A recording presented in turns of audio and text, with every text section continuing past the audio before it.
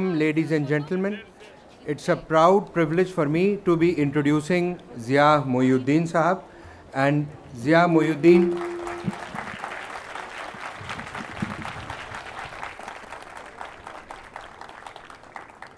and as we all know that sometimes we put very difficult questions to the writers, the speakers whom we like, and I'm referring to a book called A Carrot is a Carrot, a collection of memories and reflections which Zia Mohyeddin Sahab penned over the years and which was published recently.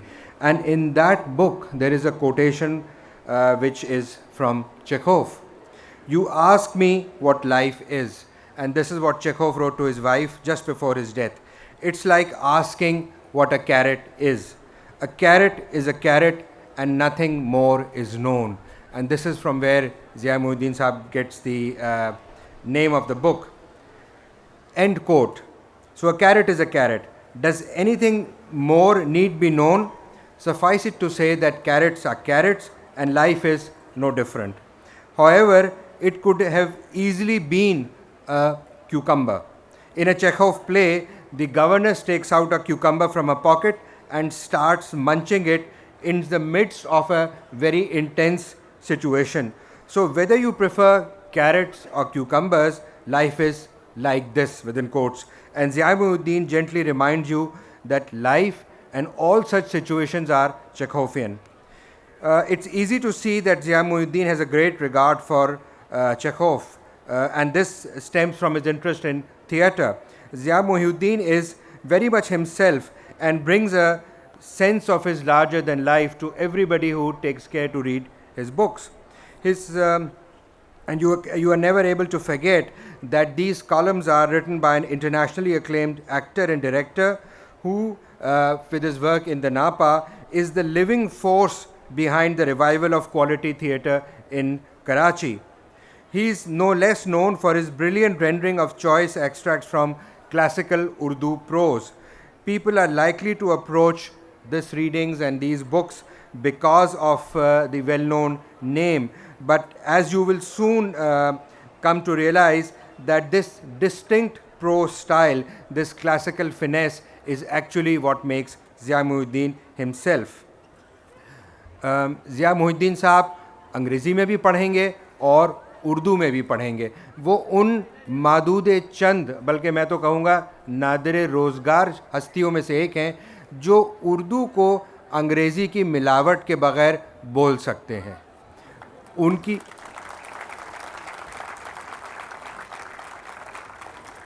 जितनी शाइस्ता और शगुफ्ता उर्दू वो बोलते हैं, और अगर वो गालिब को पढ़ें, मुश्ताक़ अहमद यूसुफ़ी साहब को पढ़ें या इंतज़ार हुसैन साहब को पढ़ें, तो लगता है कि उर्दू नस्र के इन तमाम क्लासिक्स का असल हमज़मा तो शायद ज़िया मोहिउद्दीन साहब ही हैं.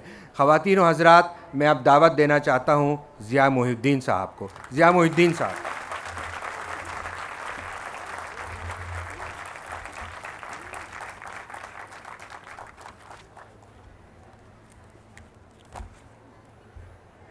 साहिबों और साहिबात, हमारे दौर के सबसे बड़े लेखक यहाँ इंतज़ार हुसैन साहब हैं.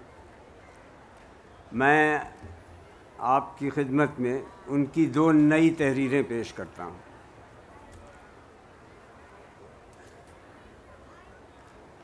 पहला मज़मून है, उसका उन्वान है गुड़ की गज़क. मीर साहिब एक मर्तबा मेरठ तशरीफ़ ले गए थे. वहाँ से वो बहुत बेजार फिरे और वहाँ के बनियों, बक्कालों, तेलियों और तंबोलियों की बहुत शिकायतें की. बात यह है कि वो तो बड़े शहर से छोटे शहर में गए थे. मुझे कराची पर में इस नौइयत का कोई एतराज़ नहीं है. यहाँ के हज़ारी हफ्त हज़ारी दुकानें दुल्हनें बनी हुई हैं. शहर क्या है, एक महल है. सब कुछ है, हाँ एक शुतुरमुर्ग का अंडा नहीं है. मेरा ख़्याल ये है कि शहर हो या महल हो, उसमें शुतुरमुर्ग का अंडा ज़रूर होना चाहिए. میں نے بولٹن مارکیٹ سے چلتے چلتے ایک راہگیر سے پوچھا کہ محمدی ہاؤس کدھر ہے؟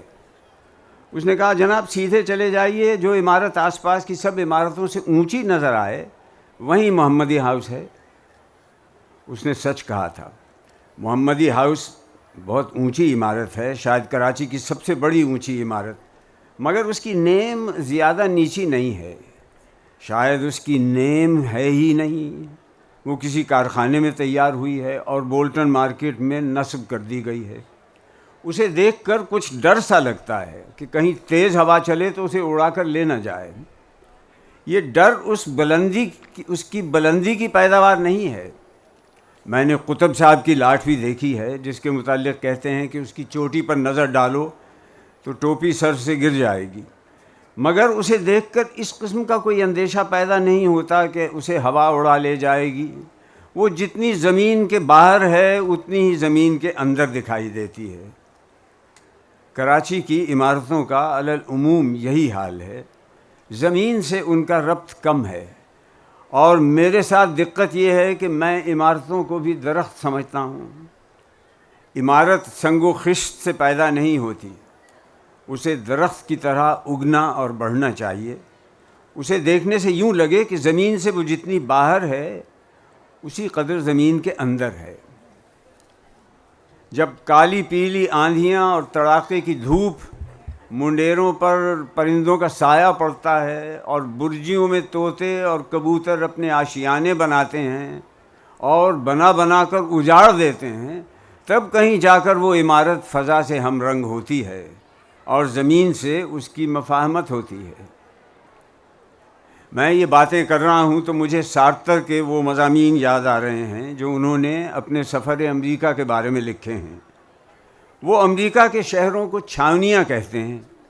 یورپ کے شہروں کی طرح وہ قدامت کا احساس پیدا نہیں کرتے، اور نہ یورپ کی عمارتوں کی طرح وہاں کی عمارتوں کے پس منظر میں تاریخی واقعات اور داستانیں منڈلاتی ہیں۔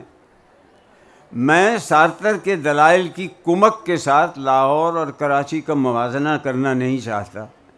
یوں بھی مجھے سارتر صاحب کی ریس زیب نہیں دیتی۔ ان کے تو کرداروں کو چھینک بھی آتی ہے تو اس کے پیچھے ایک فلسفہ ہوتا ہے، اور میں فلسفے سے کوئی علاقہ نہیں رکھتا۔ قصہ کہانیوں اور توہمات کا مارا ہوا ہوں۔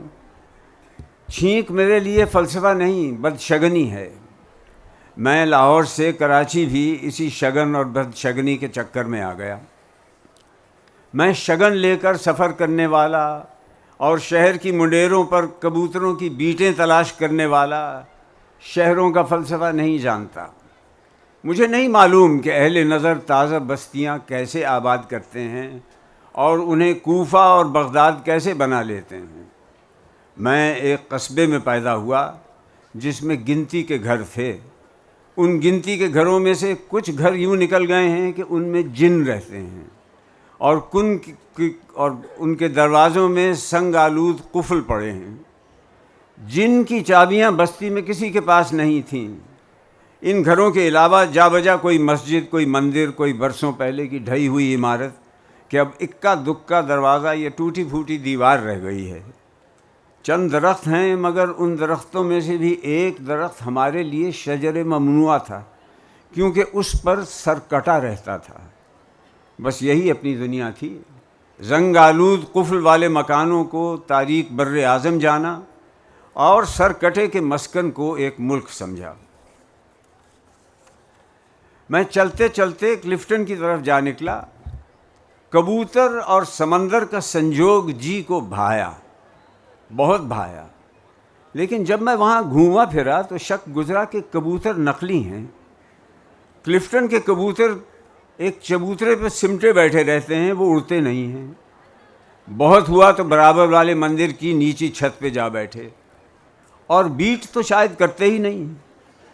آج یہ کبوتر یہاں سے اڑ جائیں تو کلفٹن کی سیر کرنے والوں کو یہ گمان کبھی نہیں گزرے گا کہ یہاں کبھی کبوتر بیٹھے تھے۔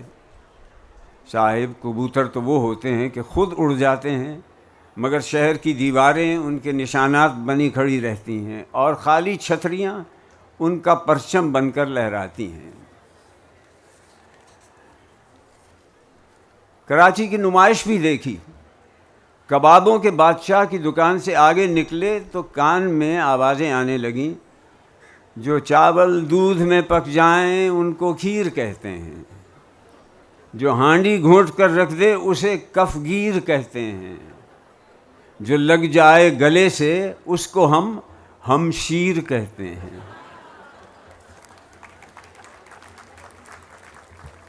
ہم وہاں سے نکل کر چلے، قائد اعظم کے مزار کو مڑنے والی سڑک کے کنارے ایک گڑ کی گزک والے کو خانچہ سجائے دیکھا۔ میں اسے دیکھ کر ٹھٹکا۔ قیام پاکستان کے بعد مجھے پہلی مرتبہ گڑ کی گزک کھانے کو ملی تھی۔ گزک کھاتے کھاتے میں سوچنے لگا کہ اس گزک والے نے قائد اعظم کے مزار کی ہمسائیگی میں کیا سوچ کر خانچہ سجایا ہے، مگر اس کے ساتھ ہی مجھے یہ دھڑکا ہونے لگا کہ کہیں یہ گزک والا بھی قائد اعظم کی ہمسائیگی چھوڑ کر صدر کی کسی دکان میں نہ جا بیٹھے اور پھر گڑ کی گزک بھی کاؤنٹر سے خریدنی پڑے۔ میرا جی چاہتا ہے کہ یہ گزک والا اسی مقام پر کھڑا رہے کہ یہ ذرہ اس وقت جس جگہ ہے وہاں آفتاب ہے، اور اگر وہ اسی مقام پر کھڑا گڑ کی گزک اسی طرح فروخت کرتا رہا تو میرا دل کہتا ہے کہ کراچی کے محل میں شتر مرغ کا انڈا بھی ضرور آئے گا۔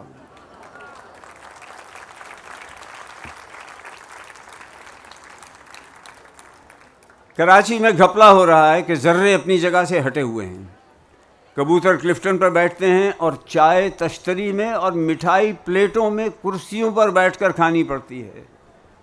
یہاں حلوائی کی دکان سے دھواں نہیں اٹھتا، اور شیرے سے لسی ہوئی کڑھائی اور میٹھے میں سنی ہوئی تھالیں بے ترتیبی سے پڑی دکھائی نہیں دیتی۔ مٹھائی ڈبوں میں بند خانوں میں چنی رکھی رہتی ہے اور کاؤنٹر پر کانٹے سے تول کر دی جاتی ہے۔ اس پر ستم یہ ہے کہ حلوائی بل کاٹتے ہیں، یعنی مٹھائی مٹھائی نہیں رہی ہے، سویٹ ڈش بن گئی ہے، اور چاٹ کی صورت رومن اردو کی سی ہو گئی ہے، اور ہم یہ بھول گئے ہیں کہ چاٹ کا آدھا مزہ پتے کے ساتھ چلا گیا، اور مٹھائی اور دونے کا جدا ہونا گوشت کا ناخن سے جدا ہونا ہے۔ جہاں مٹھائی کی یہ رنگت اور چاٹ کی یہ صورت ہو، وہاں شاعری بھی جتنی بے رس ہو اور افسانہ جتنا بھی بے رنگ ہو، اس کی شکایت نہ چاہیے۔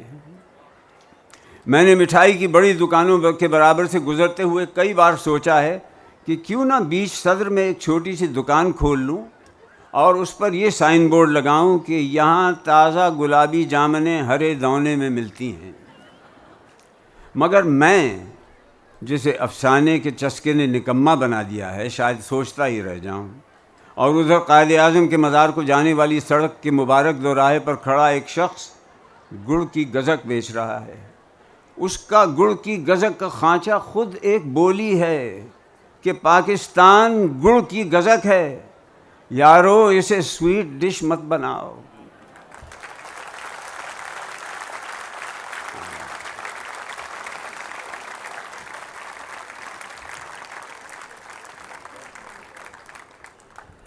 اور یہ جو انتظار صاحب نے اپنے بارے میں ایک نہایت لطیف انداز میں تعزیت نامہ لکھا ہے، یہ بھی آپ کی توجہ کے قابل ہے۔ انتظار حسین چل بسا، سن کر افسوس ہوا۔ اب یار لوگ مجھ سے کہہ رہے ہیں تم اسے جانتے تھے، اس کے بارے میں کچھ کہو۔ میں کیا کہوں؟ یہ لوگ اسے کہانی کار سمجھتے ہیں، میں دل ہی دل میں ہنستا ہوں کہ اللہ تیری قدرت، وہ کیا تھا لیکن لوگ اسے کیا سمجھتے ہیں۔ اگر ہاپوڑ سے نہ نکلتا تو پاپڑ بیچتا، ڈبائی میں رہتا تو چلمیں بناتا۔ ہاپوڑ اور ڈبائی کے نام میں نے اس لیے لیے کہ وہ ان دو بستیوں سے ہی اپنا ناتا جوڑتا تھا۔ ڈبائی کو اپنی جنم بھومی بتاتا تھا، ہاپوڑ میں آ کر چھوٹے سے بڑا ہوا، مگر ان دو بستیوں سے اس نے سیکھا کیا؟ ڈبائی کے کمہار جتنی نفیس چلمیں بناتے ہیں اتنی ہی کڑھب اس نے کہانیاں لکھی، اور ہاپوڑ کے پاپڑ جتنے خستہ ہوتے ہیں اتنی ہی کرخت زبان اس نے لکھی۔ ڈبائی کے کمہاروں کا اس پہ پرچھاواں بھی پڑ جاتا تو اس کی کہانیوں کی کایا بدل جاتی۔ اصلی اور سچی بات یہ ہے کہ وہ بھاگوان تھا. بلی کے بھاگوں چھینکا ٹوٹا. اس نے ہوش سنبھالا تھا اور قلم بس ہاتھ میں پکڑنے لگا تھا کہ ہندوستان کا بٹوارا ہو گیا. ایک الگ ملک پاکستان بن گیا. اس نے آؤ دیکھا نہ تاؤ اسپیشل ٹرین میں بیٹھا اور لاہور جا اترا. ڈبائی کا روڑا لاہور جا کر ہیرا بن گیا, نقلی ہیرا. ڈبائی کے گلی کوچوں کا حال لکھ لکھ کر سنانے لگا اور چھپوانے لگا, اس دعوے کے ساتھ کہ یہ کہانیاں ہیں. ان دنوں جو ہندوستان سے لٹ پٹ کر پاکستان پہنچتا تھا اس کے ساتھ مروت برتی جاتی تھی.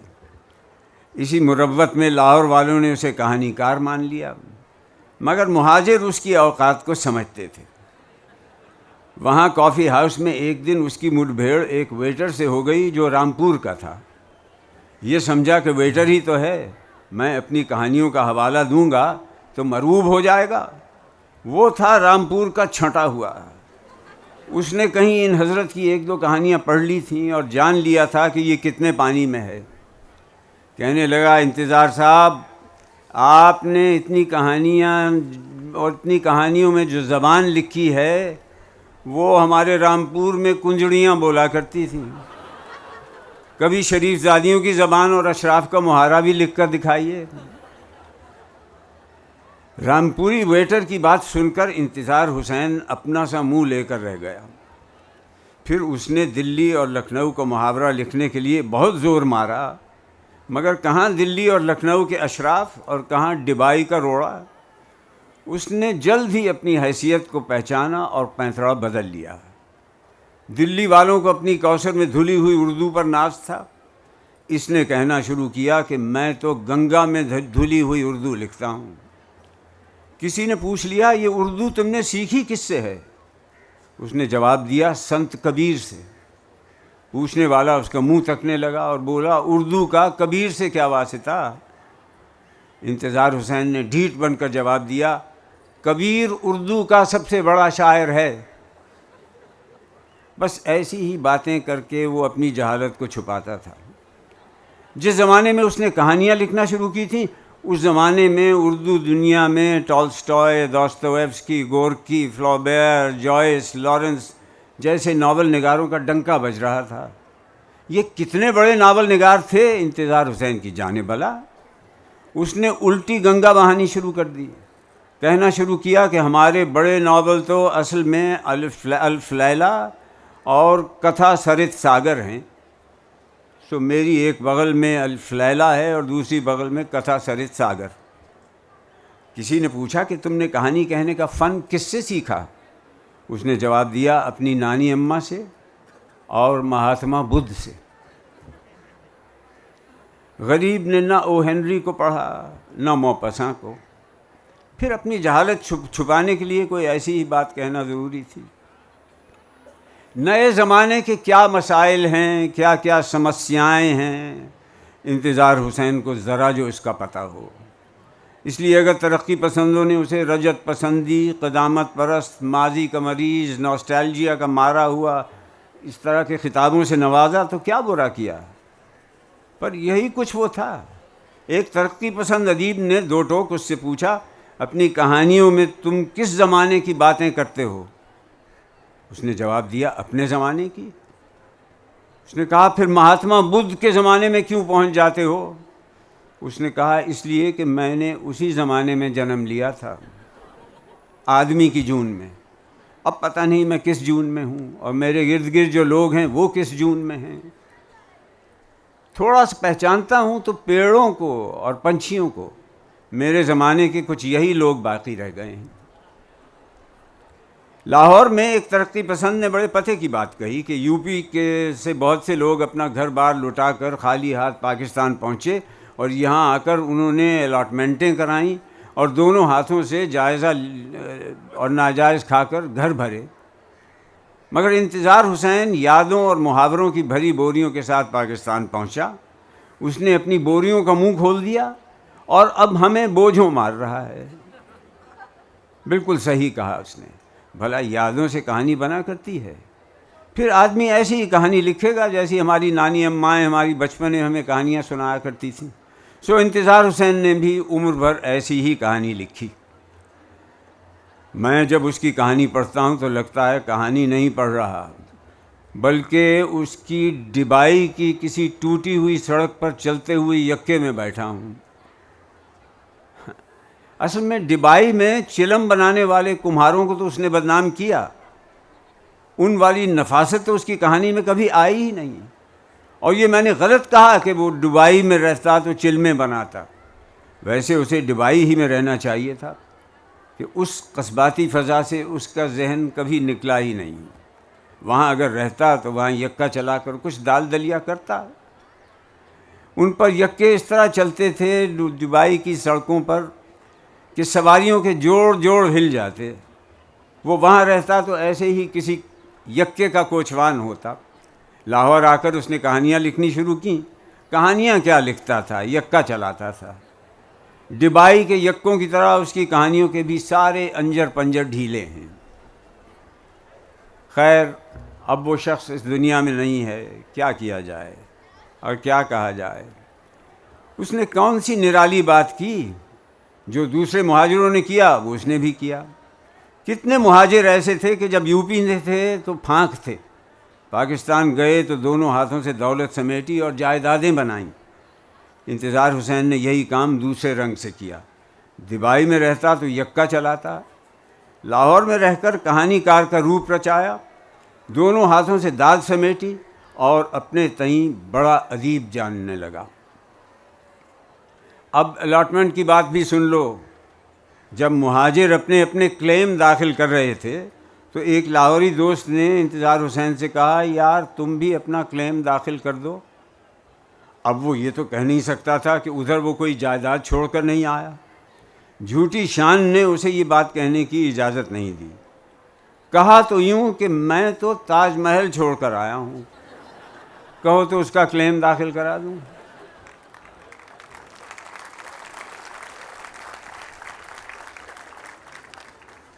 اس لاہوری دوست نے مزاحاً کہا, اس کے سوا بھی تو کچھ چھوڑ کے آئے ہوگے.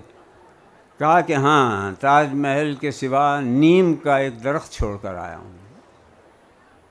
بس ایسی ہی بے تکی باتیں کر کے اپنی بے حیثیتی کو وہ چھپاتا تھا. اب اللہ کو پیارا ہوا.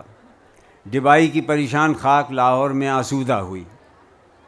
آج ڈبائی میں اسے کوئی نہیں جانتا, کل لاہور میں بھی اسے کوئی نہیں جانے گا.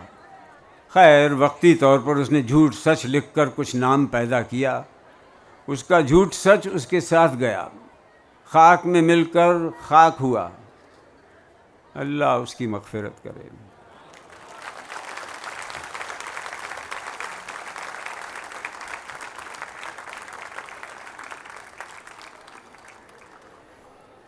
Ladies and gentlemen, this is a shortened version of a chapter from my book, and its title is Leela Leen.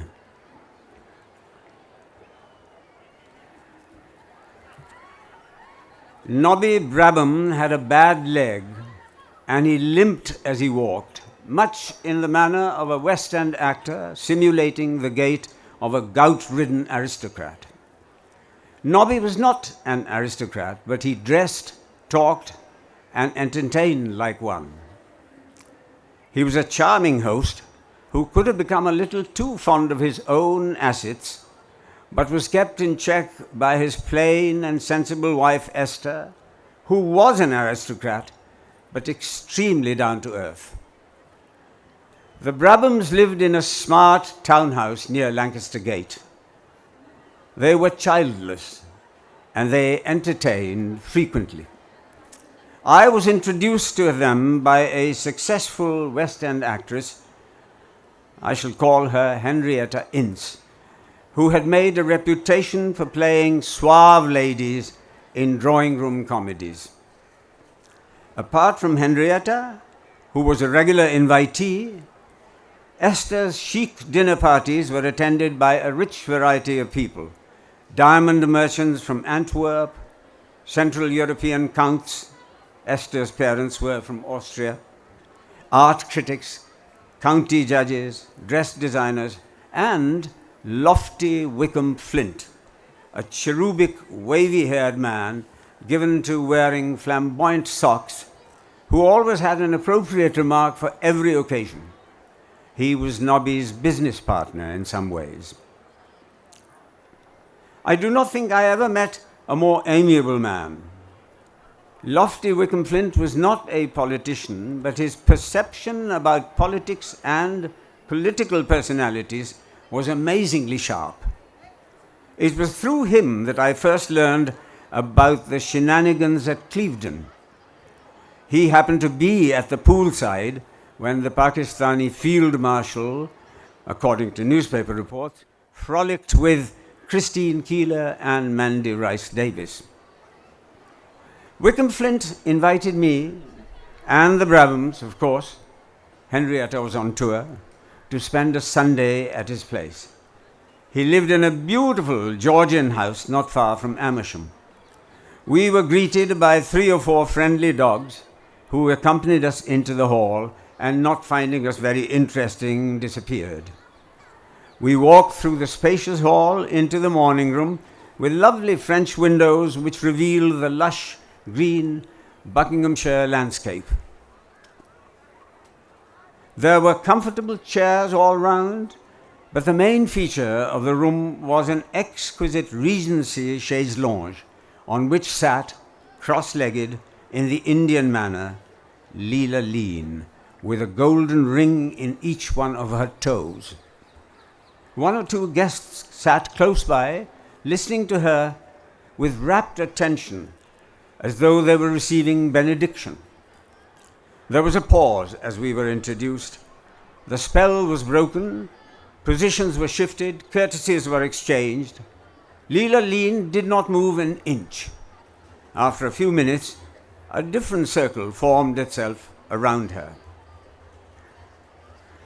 She had been the legendary Leela Madhkar, about whom it had been said that apart from the Khajurho temples, the only other thing worth seeing in India was Leela Madhkar.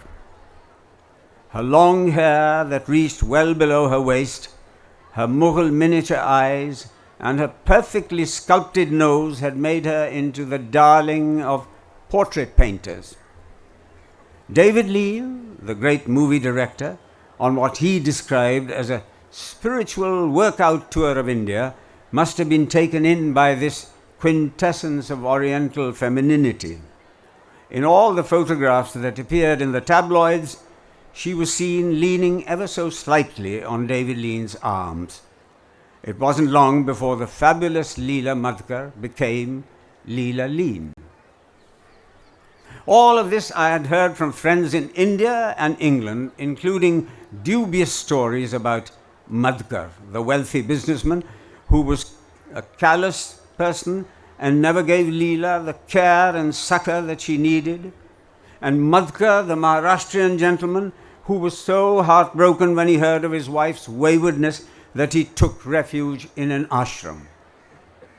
It was generally believed that Leela swept Leen off his feet, and that well before he took his return flight from Bombay, he had knelt and popped the question. When I got to know Leela Leen, I realized that it was not Leela, the flirt, who used her wiles to make a catch of the century, as one Indian newspaper reported. David Leen was an unusually handsome man with ascetic features and a winning smile. He had gone through a series of marriages which had turned him into a bit of a misanthrope. He needed a new experience, an Eastern lady who would not assert her individuality, a decorative woman who would be submissive and stay content wherever he chose to lodge her. It was Leen who swept Leela off her feet, brought her over to London, parked her at Basil Street Hotel in Knightsbridge, and then went about his work. David Leen was a big name in those days. He was in New York, or else he would have been at his friend Lofty Wickham Flint's country house that afternoon.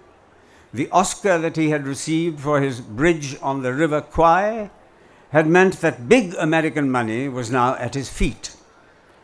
He had not yet embarked upon his career of reclusion and visited the likes of Wickham Flint's in his wife's company, a practice that he was to discard within a few years. People naturally flocked to meet David Lean's Indian jewel. Leela seemed to revel in David Lean's glory, basking in David Lean's glory. She talked hurriedly, with a very slight stammer. At times it was difficult to understand what she said because she ran some words together, like David hates London. David hates London. She had had the kind of accent much sought after by stand-up comics. Nobby and Esther stood around her, absolutely fascinated. When luncheon was announced, she asked me to sit near her. She was not going to be hurried. She spoke to me in chaste Hyderabadi Urdu. It was an agreeable surprise to learn that her Urdu was devoid of any trace of Hindi. When David and I were in India, every movie star had asked her to introduce him to David. It had become quite tiring for him. Even the great Dilip Kumar had approached her. She would like me to meet David. She had seen me in the play that I was appearing in at the time, but wanted to see it again because David hadn't. I felt flattered. She was dressed in a smooth lilac sari. The rings on her toes glistened. She had liquid eyes with long eyelashes. Lunch was a long drawn-out affair. Wickham Flint was renowned for his excellent cellar. The lull between courses was filled with conversation brightened by some excellent vintage stuff. Leela left before the dessert because she had to go and meditate.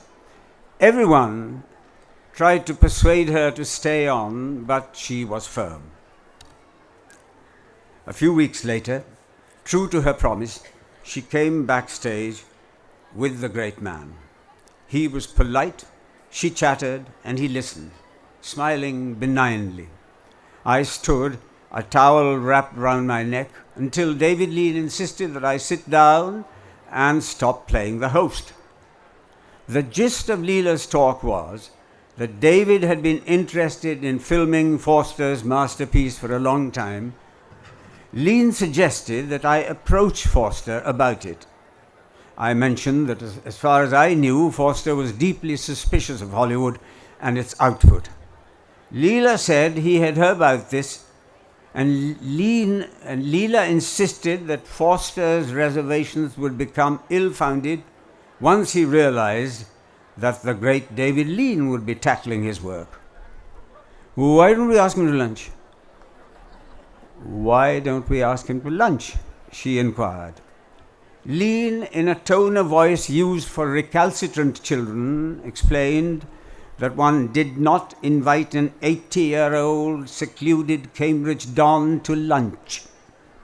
I became familiar with that tone later on because he adopted it whenever actors mishandled their props or an overzealous assistant did something wrong. Leela, suitably chastened, sighed and said the ways of the West were strange. This pleased her husband enormously because it strengthened his notion of Indians as an unspoiled, slightly muddled, deviously spiritual people. I was on guard all the time. I wanted to know what Lean thought of me as an actor at the same time as I wished not to appear too overwhelmed by his presence. I had spent sufficient time in penury and wasn't therefore susceptible to accepting the newly bestowed status of a celebrity without being wary. Leela Lean understood that I was in awe of her husband and was unable to give her the attention she commanded. She turned the conversation to Miss Quested's behavior in the Marabar caves. Her husband interrupted her. "Come on," he said gently. "We can't stay here all night. The man has things to do." She got up, but not before inviting me to lunch. "Can we?" she asked him. "He's not a secluded don." "He is not a secluded don. "Yes, darling," he said with a winsome smile. Lean's visit created quite a stir backstage. After he left, everyone in the cast wanted to know what he was like. Was I going to be in his next film? Did he say when he was going to begin shooting? Everyone assumed that because of his Indian wife, my connection with David Lean was firm and solid. Leela's invitation came through Maud Spector, who was David Lean's casting director. When I arrived at their hotel suite, Leela opened the door and greeted me with a Hyderabadi salam. She was dressed in a farshi gharara and a short-sleeved fitted kurta, which showed her excellent figure to perfection. The dupatta was an accessory flung across her neck. Her long hair hung loosely. A tiny diamond sat upon her nose. She was barefooted, this time only 2 silver rings adorning her toes. She perched herself on a big settee for a moment before settling down cross-legged as she had at Wickham Flint's house. She said she couldn't relax if she sat like an Angrez. There should have been a takht with bolsters all round. That's what she had been accustomed to. And a pandan, I said jokingly. "Oh, yes, I have one. But it is only a travelling pandan, given to me by Nawab Sahib Chatari." She had such beautiful pandans in Hyderabad. I tried not to look at her, in case I betrayed my infatuation. There was a small tanpura resting in a corner. She told me she carried it everywhere. She couldn't live without her morning riyaz practice. We talked of music and ragas. She talked of the great musician that she had entertained in her house in Hyderabad. She interspersed her discourse with a few well-chosen Urdu verses, misquoting them slightly. David was nowhere to be seen. He was doing preparatory work on Lawrence of Arabia in those days.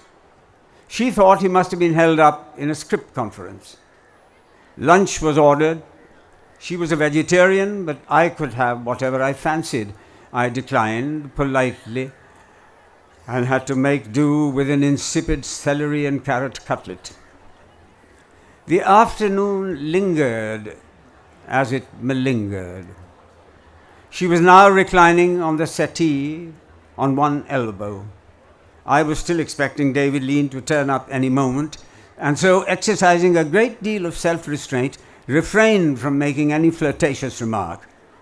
She sensed that my self-composure was hollow, and with a deep-throated laugh, got up to announce that it was time for her meditation. I took leave of her. She told me that David was going to cast me in Lawrence of Arabia. She had suggested this to him, but David had taken the decision without any coaxing from her. David never listened to sifarish. I mustn't become hoity-toity and turn it down. I needed to work with directors like him. She asked me to promise that I would accept whatever I was offered. I saw her only once before I arrived in Aqaba in Jordan for the filming of Lawrence of Arabia. This was at a premiere to which she had invited me. She never spoke to me on that occasion. She and David were surrounded by movie moguls and film stars. Some starlets stood around her as though she was royalty. She was decked up in jewels. She wore a black velvet cloak over her sari. Her hair fell over the cloak like a silken waterfall.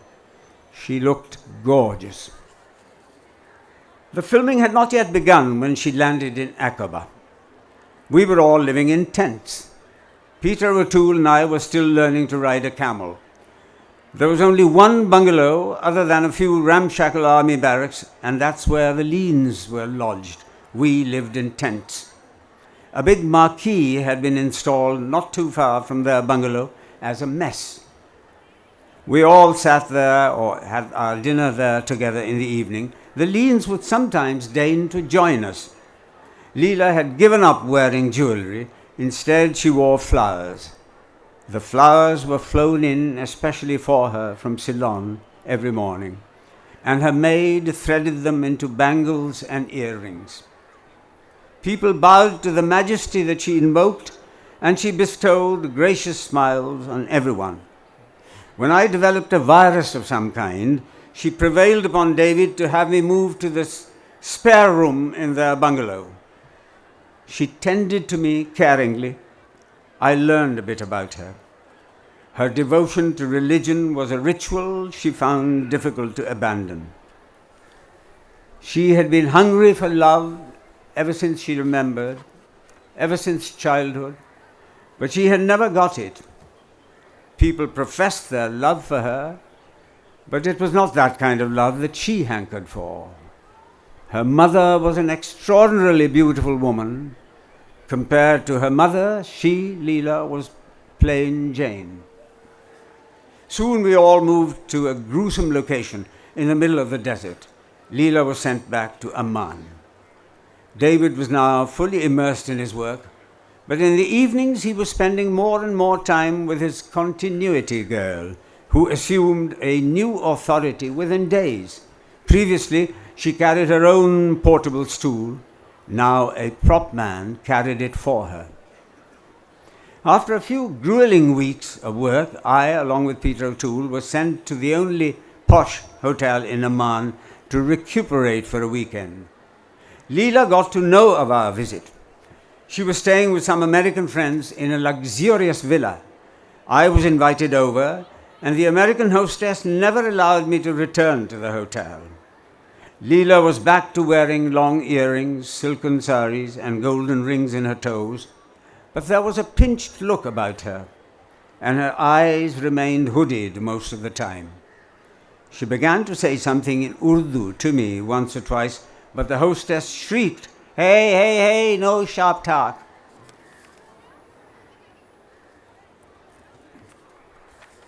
I'm sorry. I lost my spectacles as I walked in, and Mr. Farrukhi very kindly lent me his, and now I've lost track of the pages. But please bear with me.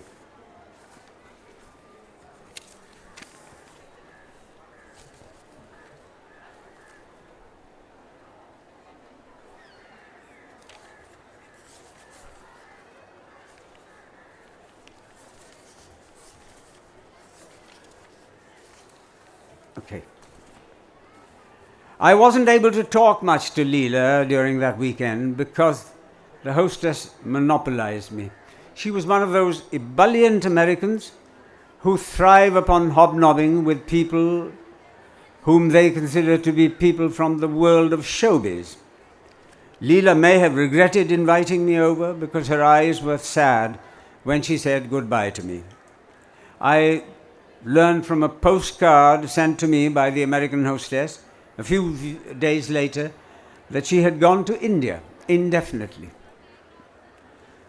2 eventful years rolled by very quickly, and I found myself in New York preparing for a one-man show which took me to the library a good deal. As I left the library one late afternoon, it began to pour.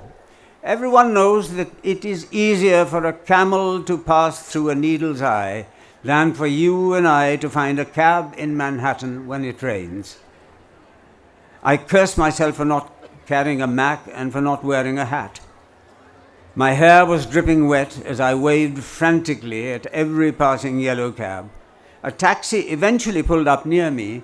The door of the back opened and I heard someone say, "Aye, aye, I will take you wherever you want to go." Murmuring thanks, I got in quickly.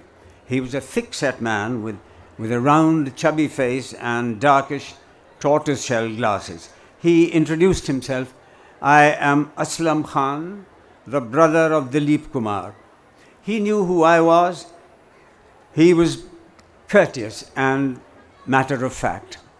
We exchanged telephone numbers before he dropped me off at my place. It gave me a bit of a start when I received a phone call from Leela Leen the next morning. Why had I not been in touch with her? Had I forgotten her? Had I become too important?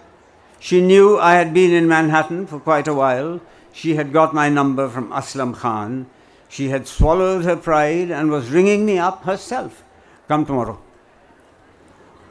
She was living in the Hamilton, a small hotel off Fifth Avenue. It had a narrow, dark lobby, not too unlike the Basil Street Hotel in Knightsbridge. David was obviously partial to a bit of gloom. The suite that she had been installed in was comfortable, though not plush. The Tanpura rested in a corner. The silver-framed photograph of her guru, the late Maharishi someone, stood on a tall boy. She was dressed as ornately as I remembered. Bracelets, diamonds in the nose, toe rings, earrings, all complementing a burgundy and cream sari. You look ready to be painted, I said. In between cups of coffee and stale pistachios, she rambled about her long stay in India, the trips she made to north and to the south. At times she felt she found a meaning to her life. When she woke up and walked barefooted on the grass, or when she sang a few phrases to herself as the sun was going down. But most of the time she felt uncomfortable. She no longer felt at home with friends that she had known forever, because they had begun to distance themselves. She belonged to the glamorous world of Hollywood. She, Leela, wanted to be accepted for what she was, and this was not possible. They wanted to hear scandals about Rock Hudson and Ava Gardner, and she couldn't tell them any. It was Sam Spiegel, the arch maneuverer, the real force behind Lawrence, who plotted her return to New York. Spiegel knew instinctively that Leela would fit in well with his plans for the grand opening of Lawrence of Arabia in New York. A bedecked oriental beauty on the arms of Lean was exotica of the highest order. He began to make phone calls to her. When eventually she asked David whether it would be a good thing for her to return, he had said, "You know what farce openings are. Come if you can stand being monkeyed around." But Spiegel insisted. In fact, he said he would come and drag her personally if she became silly. It had been a long, unending spree, days spent in getting dressed and browsing in antique shops, evenings taken up with sitting on silken settees, her feet tucked under her, soaking up the admiring looks of men and women. And then the night of the Oscars, the fanfare, the ballyhoo, the limousines, the Spencer Tracys, the Pandro Bermans, the Jing-Bang lot. The Jing-Bang lot was one of her favorite words. The glitz of the Oscars and the opening had worn off. David was away. He hadn't shown up for months. It was not till our next meeting that I told Leela why I had been hesitant in making contact with her. I didn't want to run into David, who I felt was sure to imagine that I was after a job. I might as well tell you, I said, my visit to you in Amman must have caused him some displeasure, because he cooled off towards me, and I stopped getting the nod from him to join him at his table for dinner. She laughed bitterly. He was much worse to me, she said. She had tried to plead with him, tried to explain that it was her friend Louine who had insisted upon my stay in her house, but David was convinced it was a conspiracy to undermine him. David is a big sulker, and he could be sadistic. I met her frequently during that autumn. She did not finish her toilette until midday. When I suggested that we go out for a meal, she declined. Later on, I realized that she was being cagey. She had the comfort of staying in a hotel, but that was it. The modest stipend given to her through one of David's secretaries was barely enough for the special dry cleaning of her saris. If she wanted extra money, she had to ask one of his secretaries, who bluntly told her that she would have to check with David first. She did not like doing that. The same secretary probably kept a record of who she went out with. She could get a limousine, but she would have to inform the secretary where she was going. Sometimes She would be so overwrought that she would sit cross-legged on the floor and quote Ghalib. किस दिन न हमारे दिल पे आरे चला किए, किस दिन हमारे दिल पे न आरे चला किए. Once or twice, upon my insistence, she picked up the tanpura and began an alap of Asavari, a tricky rag at the best of times. It was evident that she was tone deaf, for she repeatedly went off key. She had a passion for music, a deep-throated voice like Gangubai Hangal, but no musical sensibility.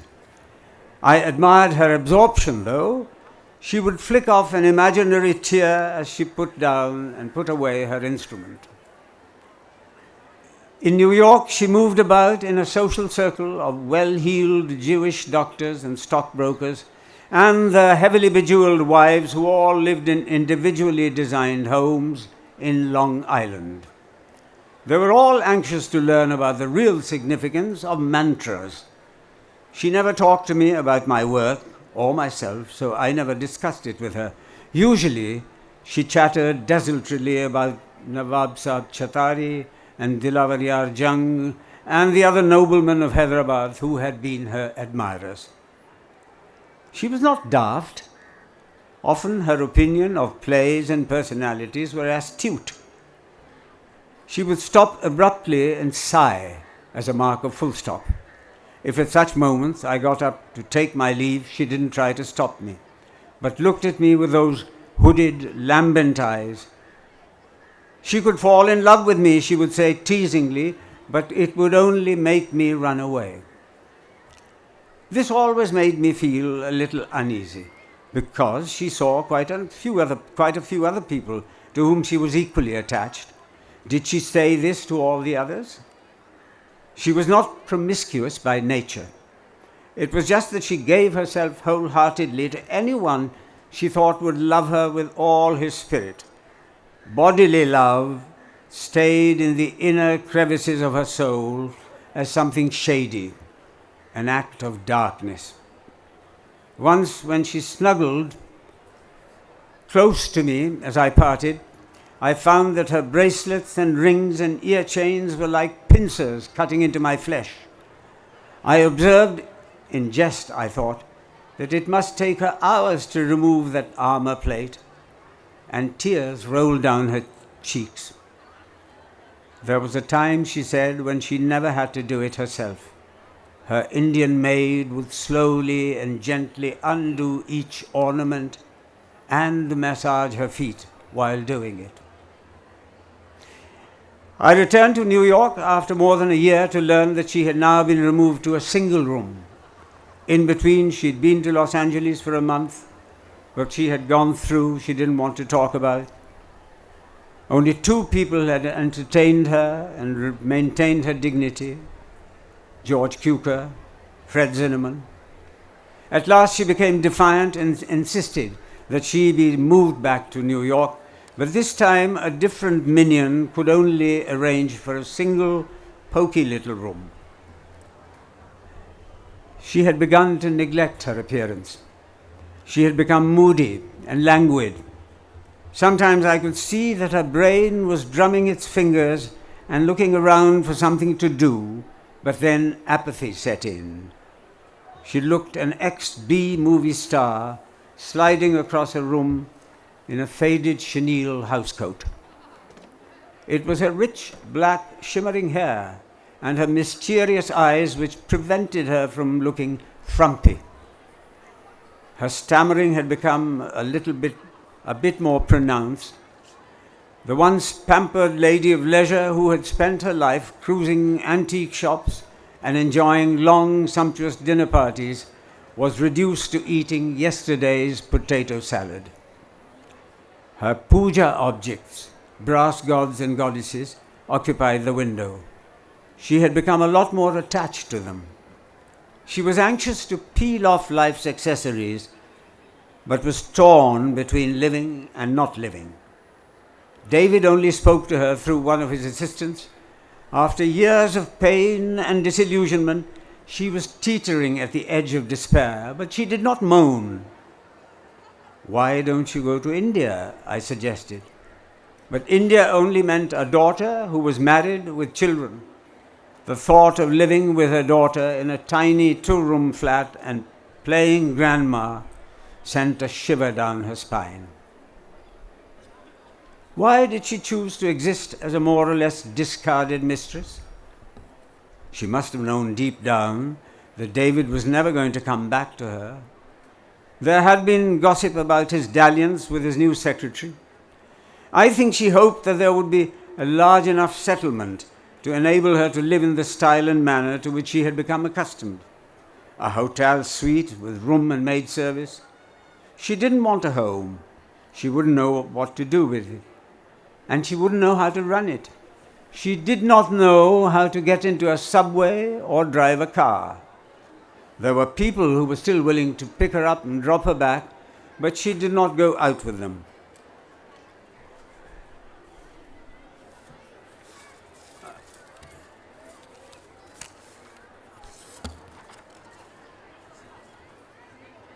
It was during a rehearsal in London in the late 70s, nearly 15 years on, that an actor I normally avoided because of his feigned uncouthness informed me that he had a message from me from Leela Leen. She had invited him that evening, and she had insisted that he brings me along. Leela was ensconced in a suite at the Grosvenor House Hotel in Park Lane. Had a settlement been made, I wondered? The large sitting room was full of young people from the subcontinent, long-haired painters, plain-looking young girls, research students, out-of-work actors, and an ex-Maharaja who was having his palm read by a bulldogish woman. Leela hadn't lost her knack of drawing people to her. I went looking for her and found her in the pantry. She looked at me and shut her eyes, as if I had betrayed her in some way, and she didn't want to, and she couldn't bear to see me. She looked wrinkly and frail. Her hair had grayed, and her once moist lips were partially cracked. Then she took a step towards me and held my hands. Her fingers were gnarled. She was dressed in all her finery. I never saw her again. The cruelest blow she was dealt with was that she was evicted from her Grosvenor House apartment. This much I heard. The settlement may not have allowed for a large suite in a posh hotel. No one knew of her whereabouts, not even the actor who kept tabs on everyone. Where had she gone? Which country? Which town? The lady for whom flowers were airlifted every morning, who evoked lush, exotic landscapes, had simply vanished. Only last week I was walking along Fifth Avenue when I thought of looking at the narrow facade of the Hamilton. It doesn't exist anymore. There's a new plaza in its place. I felt a strange pang as I stood for a while looking at the glass and steel structure. I could have sworn I heard a few resonant notes of Asavri, albeit slightly off-key.